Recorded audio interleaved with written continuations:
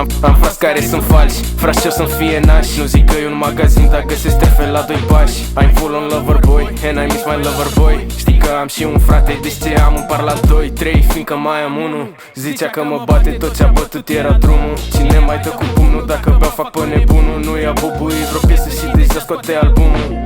Am fost de mic bun la toate, dar am fost dreanță cu toate. Ghiozdanul n-amareto lângă caietul de mate. La față nesupula, știu și ce fac pe la spate. Și că iar le vine zdreanța acasă cu roșață-n coate. Ce soare îmi trece prin ochelari. Dacă plec cu bani de acasă, vin cu aur pe molari. Atât că suntem în capitală. Am cultură generală, am cultură muzicală, zic atât.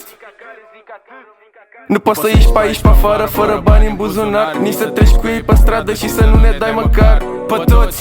Scuze, dar nu fac eu legea și câțiva nici nu respectă, de-aia vezi lumea că fugea. Ieșim în mașini pe afară, vor toate să facă poză. Le arde pe curvă psea când se urcă pe capotă. Dar oricum ne doare în pulă că ne plac mai maronii. Iar pe toți ține-l în casă că prea vrea prietenie. Aceleași zile, aceeași stradă, același cartier plăcut. Bem fute și stăm degeaba, dar s atâtea de făcut. M-am născut pe strada asta, nu pot să zic că am vrut, dar cea mai frumoasă viață aici am și avut. Ce vedeți voi pe ecrane, povestim pe trotuare. Toate aceleași buzegene, toate aceleași silicoane. Am văzut și cum e Bronxul, sunt situații similare. Am văzut și cum sunt unii mai bine stau cu animale. În șosetă de obicei e mult mai mult decât piciorul. Verii mei, familia mea, dacă pleacă vine dorul. Și mi-e dor de zilele alea când n-aveam nicio problemă. Acum stau pitiți doi gaburi așteptând să dăm o flegmă.